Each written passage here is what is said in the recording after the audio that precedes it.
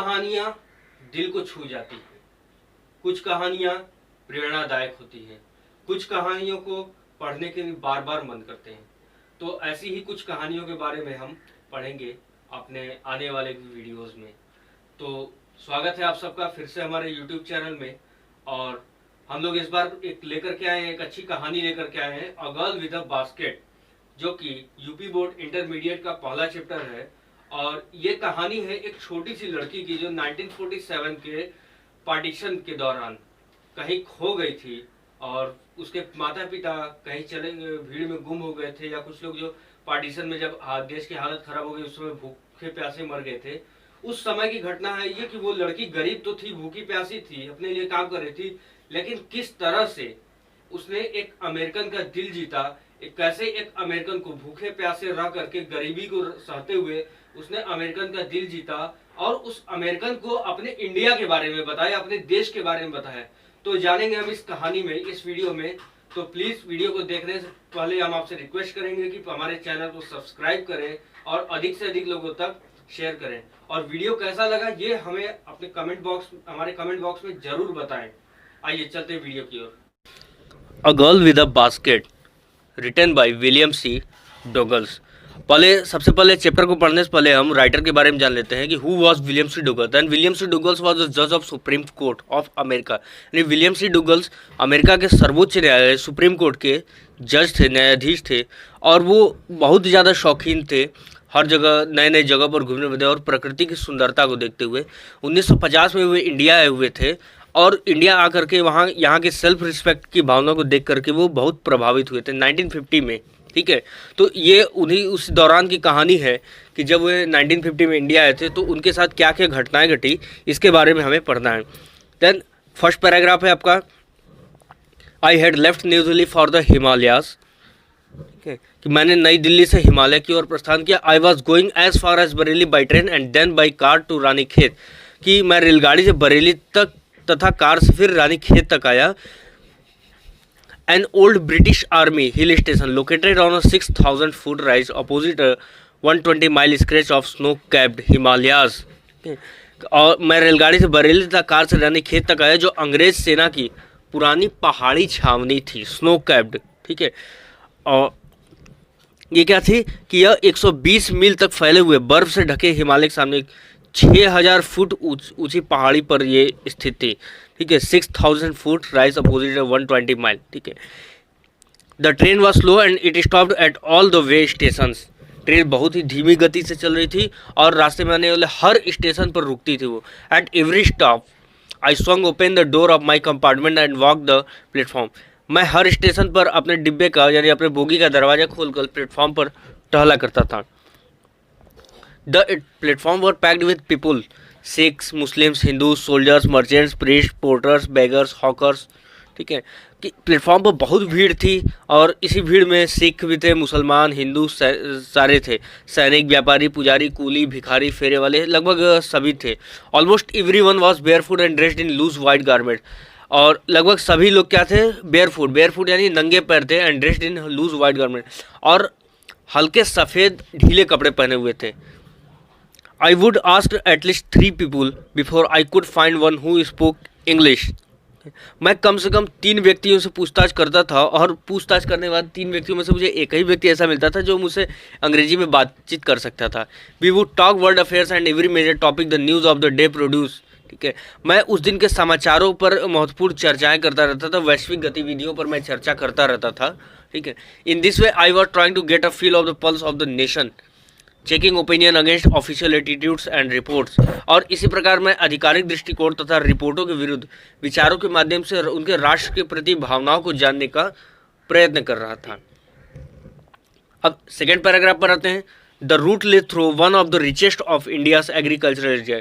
यह जो रास्ता था वो भारत के सर्वाधिक कृषि प्रधान क्षेत्रों में से एक था। यह ऊपरी गंगा नदी का एक समतल मैदान था जो समुद्र तल से 1000 फीट की ऊंचाई होने के बावजूद अत्यंत गर्म था। This was the plain of the upper Ganga river 1000 feet above sea level but tropical. ये समुद्र तल से 1000 फीट की ऊंचाई पर होने के बावजूद बहुत ही गर्म था। The Ganga was brown silt swollen with flood waters, its overflow inundating thousands of acres of rice. Ganga मटमैली हो चुकी थी और बाढ़ के पानी की वजह से उफन रही थी। तो और इसके जो गंगा जी में जो सैलाब था, इसके सैलाब ने धान के हजारों एकड़ क्षेत्र को पूरी तरह से ढक दिया था। To the north were jungles, great expanses of grass higher than a man's head and unbroken, except for an occasional clump of trees, the home of tigers, elephants, pythons and cobras. उत्तरी दिशा में घना जंगल था जिसमें लंबी लंबी घास फैली थी और जिसकी घास की ऊंचाई व्यक्ति के सिर से भी कहीं अधिक थी, और इसी के बीच बीच में बड़े पेड़ों के झुरमुट थे जिसमें बाघ, हाथी, अजगर और कोबरा आदि के घर थे। Everywhere else there was a flat land running to the horizon, but dotted here and there by the sacred banyan tree of by rows of pakar trees। बाकी हर स्थान पर समतल मैदान थे जो दूर दूर तक क्षिति सी दिखाई पड़ते थे। बीच बीच में विशाल बरगद के पेड़ और पाकड़ के पेड़ों की कतारें थे जो एल्म पेड़ों की तरह दिखाई देती, जिसके तने मोटे एवं घुमावदार थे। Shaped like elms and having thick twisted trunks. Hot humid air was moving in from the southwest. Monkeys, some of them mothers with babies, clinging to them and riding underneath swung off trees and stations looking for food. दक्षिण पश्चिम से गर्म आर्द्र हवा बह रही थी। स्टेशनों पर भोजन की खोज में पेड़ों से उछलकर बंदर आ जाते थे और उसमें क्या होती थी, कुछ मादाएं भी होती थी जो अपने बच्चों को पेट से चिपकाए होती थी। और The village we passed had walls made of mud mixed with water and cow dung। अब हम गांव से होकर के गुजर रहे थे और जहां गांवों में दीवारें जो थी वो गाय के गोबर और मिट्टी को मिलाकर के बनी हुई थी। और their picked roof were thatched, bundles of grass tied to bamboo poles stretched across the rafters। और इनकी नुकीली छतों पर छप्पर थे जिनमें बांस की बल्लियां पर घास के बंडल बंधे हुए थे। That day the pumpkin vines that grew over them were in bloom, trailing streaks of yellow over drab walls। उस दिन दीवारों पर फैली कद्दू की बेलों पर फूल खिल रहे थे और वे मटमैली दीवारों पर फैली टेढ़ी मेढ़ी पीली रेखाओं जैसी लग रही। अब थर्ड पैराग्राफ पर आते हैं। At one station my routine of talking with the people was interrupted as soon as I alighted a group of young children gather around me. एक स्टेशन पर मेरी लोगों से बातचीत करने के सिलसिले में रुकावट आ गई और जैसे ही मैं डब्बे से नीचे उतरा बच्चों की भीड़ मेरे चारों ओर एकत्रित हो गई। They were selling baskets, hand woven reed basket with simple design and patterns. वे हाथ से बने हुए सरकंडे की टोकरियां बेच रहे थे जिन पर साधारण डिजाइन बने हुए थे। They held a basket high shouting words I did not know but conveying unmistakably their design. उन्होंने बास्केट को ऊंचाई से पकड़ा हुआ था, वो कुछ चिल्ला रहे थे लेकिन मैं नहीं जानता था कि वे क्या कर रहे थे, लेकिन मैं उनकी बातों को समझने की कोशिश कर रहा था। ठीक है, उनकी इच्छा को मैं जान रहा था, जैसे लग रहा था कि मैं उनकी इच्छा को समझ रहा हूँ। दिस चिल्ड्रन, ये शरणार्थी बच्चे थे। When partition between India and Pakistan were decreed, hundreds of thousands of people pulled up their roots and changed their residence। जब भारत और पाकिस्तान का विभाजन हुआ तब लाखों लोगों ने अपने मूल स्थानों को छोड़कर अपने निवास को बदल दिया था। 9 million people left Pakistan and came to India driven by the fear of religious fanaticism। लगभग 90 लाख लोगों ने धार्मिक उन्माद के डर से पाकिस्तान को छोड़ा और वे पाकिस्तान छोड़ करके भारत आए। किसके डर से? धार्मिक उन्माद के डर से। They were poor people to start with. They were poor as they began their long trek, for all they could carry was a bite of food and few belongings। और जब उन्होंने अपनी लंबी यात्रा प्रारंभ की तब वे बहुत ही ज़्यादा गरीब हो गए क्योंकि वे अपने साथ थोड़ा सा भोजन और कुछ सामान ही ला सके थे और जल्दी ही उनकी भोजन की सामग्री भी खत्म हो गई। A few days after they started, they began to fall by the wayside from the weakness of hunger and died where they fall। और कुछ दिनों बाद ही जैसे ही उन्होंने स्टार्ट किया, अपनी यात्रा स्टार्ट की, दे बिगन टू फॉल। ठीक है, कि वह अब एक के बाद एक क्या हुए, रास्ते में ही वे गिरने लगे। किसके वजह से? द वीकनेस ऑफ हंगर, यानी भूख से, कमजोरी से। And died where they fall, और जहाँ गिरे वहीं मर गए। The children selling basket were son and daughters of this refugees. ये जो टोकरियाँ बेच रहे थे, बास्केट बेच रहे थे, ये उन्हीं रिफ्यूजी, उन्हीं शरणार्थियों के बेटे और बहन थे। दे और देयर पेरेंट्स और relative have gathered in the city setting up stalls manufacturing simple. और ये या इनके माता पिता या इनके रिश्तेदार सारे इसी शहर में इकट्ठा हुए थे, सेटिंग अप स्टॉल लगाने की कोशिश कर रहे थे, कुछ ना कुछ मैन्युफैक्चर करने की कोशिश कर रहे थे, बनाने की कोशिश कर रहे थे। और इसी trying to make a living in markets already over crowded, और इसी शहर में रहने की कोशिश कर रहे थे, इसी मार्केट में रहने की कोशिश कर रहे थे कि जो पहले से ज़्यादा भीड़ भाड़ थी, जिसमें the periods among this refugees had been accustomed to little all their lives, for the annual income of an agriculture family does not on the average exceed $100 a year। और इन शरणार्थियों की जो इनकम थी वो बहुत ही कम थी, जैसा कि एक एग्रीकल्चरल फैमिली की भी जितनी नहीं होती, एग्रीकल्चर यानी कि जो किसानी फैमिली की होती, किसानी परिवार की होती, उतनी भी नहीं थी, एक्सीड $100 अ ईयर। और इनकी जो इनकम थी वो कितनी थी, एक साल में $100। The average unskilled labour makes 30 cents a day और लेस देन $2 अ वीक। यानी कि एक इसकी अनस्किल्ड यानी कि जो जिसके पास किसी भी तरह का स्किल नहीं है, किसी भी तरह के गुण नहीं है, वो पर क्या करता है कि एक दिन में 30 सेंट्स कमा लेता है, या फिर एक सप्ताह में $2 कमा लेता है। There is 1 meal a day, an onion, a piece of bread, a bowl of pulse with milk. यानी इनका जो एक दिन का भोजन था क्या था, एक प्याज था, एक रोटी या एक बाउल, एक कटोरा दूध के साथ चावल, perhaps a bite of goat cheese, और कभी कभी कुछ मांस वगैरह भी मिल जाते थे। No tea, no coffee, no fat, no sweets, no meat. ठीक है, कोई चाय नहीं, कोई कॉफ़ी नहीं, कोई घी नहीं, कोई मिठाई नहीं, न तो कोई गोश्त। $100 a year, not $2 a week. एक साल में $100, एक सप्ताह में $2 के बराबर नहीं होती। एक सप्ताह में $2 कहीं अधिक होता है एक साल में $100 से, आप कैलकुलेट कर सकते हैं। Yet even that small amount is hard to earn by selling basket to people too poor to buy them. लोगों को टोकरियां बेचकर, जो कि स्वयं ही गरीब थे, इतना कम धन कमा पाना भी बेहद मुश्किल था। That no doubt is the reason this little children descended on me like locusts. ठीक है, निसंदेह यही कारण था कि ये जो छोटे बच्चे थे मेरे ऊपर टिड्डियों की तरह टूट पड़े थे। राइटर बता रहे हैं उस दिन की कहानी जो बता रहे हैं। ठीक है, I an American was doubtless the most promising market डेजिन, और मैं एक अमेरिकी, निसंदेह मैंने अपने पूरे जीवन काल में उस दिन सबसे अधिक आशावान ग्राहक मैंने देखा खुद को। I bought one teeny basket for a few ananas, another fruit basket for a bite more, and beautiful waste paper basket for ₹1, a lovely saving basket for ₹1, a few fans for an anna or two a piece। मैंने कुछ आने यानी पैसे, बोले आना चलता था, कुछ पैसे में एक छोटी सी टोकरी, थोड़े से अधिक में एक और फलों की टोकरी, ₹1 में रद्दी कागज़ डालने की एक सुंदर सी टोकरी, ₹1 की एक सुंदर सिलाई टोकरी, एवं 1 या 2 आने में कुछ मैंने पंखे खरीदे। मेरे हाथ भर चुके थे, जबकि मैंने 50 सेंट से भी कम खर्च किए थे अभी तक में।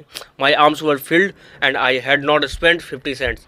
The children passed in shouting their wares. I was a prisoner completely surrounded, unable to move. बच्चे अपने सामान बेचने के लिए जोर जोर से आवाज़ लगाकर घूम रहे थे, और मैं आगे बढ़ने में असमर्थ था। मैं ऐसा लग रहा था कि जैसे चारों तरफ से मैं घिरा हुआ कैदी बन गया हूँ। The most diligent aggressive vendor was a beautiful girl of 9 right in front of me. She had a lovely basket with handle and she wanted ₹1.50 for it, or about 30 cents। सबसे ज़्यादा परिश्रमी, उन सारे बच्चों में सबसे ज़्यादा परिश्रमी और जोर देकर अपना माल बेचने वाली 9 वर्ष की एक छोटी सी बच्ची ठीक मेरे सामने खड़ी थी, और उसके पास एक सुंदर हत्ते वाली टोकरी थी जिसके पास लगभग ₹1.50 या 30 सेंट चाहती थी, जिसके लिए वह she was an earnest pleader. वह ईमानदारी से अपने सामान की प्रशंसा करने वाली थी। There were tears in her eye. उसकी आंखों में आंसू से थे। She pleaded and begged in tones that would ring any heart. और वह मुझसे रिक्वेस्ट कर रही थी, मुझसे आग्रह कर रही थी, और उसके स्वर में ऐसी करुणा थी कि किसी के भी व्यक्ति के हृदय में दया जाग जाए। My arms were full, I had no room let alone any need for another basket. मेरे हाथ भरे हुए थे और एक अन्य टोकरी के लिए न तो मेरे पास जगह थी और न ही कोई ज़रूरत, न ही कोई आवश्यकता। Balancing my baskets and fans on my left arm, I reached into my right coat pocket and got a handful change, perhaps 15 cents in all, which I deposited in the basket that the young girl had imploringly before me। मेरे अपने बाएं हाथ पर मैं अपनी टोकरियों और पंखों को संभाल कर मैंने अपने दाएं हाथ वाली कोट की जेब में हाथ डालकर मुट्ठी भर कुछ रिचकारी फुटकर जिसको कहा जाता है, जो शायद कुल मिलाकर 15 सेंट थे, जिसे मैंने उस टोकरी में रख दिया जिसे वो छोटी लड़की मेरे सामने प्रार्थनापूर्वक पकड़े खड़ी हुई थी। I tried to explain that I could not buy the basket but extended the gratuity as a substitute. I realized at once what offense I had given. मैंने उसे समझाने की कोशिश की कि मैं ये टोकरी नहीं खरीद सकता हूँ, लेकिन उसके बदले में मैं उसे कुछ पैसे दे सकता हूँ, कुछ उपहार के तौर पर मैं उसे दे सकता हूँ। लेकिन तुरंत ही मुझे यह बात का एहसास हो गया कि मैंने कोई अपराध किया है। I realised at once what offence I had given. The child of 9 dressed in rags and on the edge of starvation raised her chin, reached into the basket and with all the pride and graciousness of a lady handed the money back to me. लेकिन तुरंत ही उस 9 साल की बच्ची ने, जो फटे पुराने हुए कपड़े पहने हुई थी और बुढ़ापे के कगार पर, अपने सिर को ऊंचा उठाया, टोकरी में हाथ डाला और एक भद्र महिला जैसे सम्मान और गौरव के साथ वह धन मुझे लौटा दिया। There was only one thing I could do, I bought the basket. अब मेरे पास करने के लिए केवल एक ही चीज़ बची थी, मैंने वह टोकरी खरीद ली। She wiped her eyes, smiled and dashed down the platform. उसने आंसू पूछे और मुस्कुराते हुए प्लेटफॉर्म से तेजी से भागते हुए किसी घास की झोपड़ी की ओर बढ़ी। Headed for the some grass hut that would have at least 30 cent that night. और शायद उस दिन उसने कम से कम 30 सेंट गए होंगे, उस रात उसने कमाए होंगे। I told this story to prime minister Pandit Jawaharlal Nehru. I told him it was one reason I had fallen in love with India. मैंने यह घटना उस समय तत्कालीन इंडिया के प्राइम मिनिस्टर प्रधानमंत्री जवाहरलाल नेहरू को सुनाई।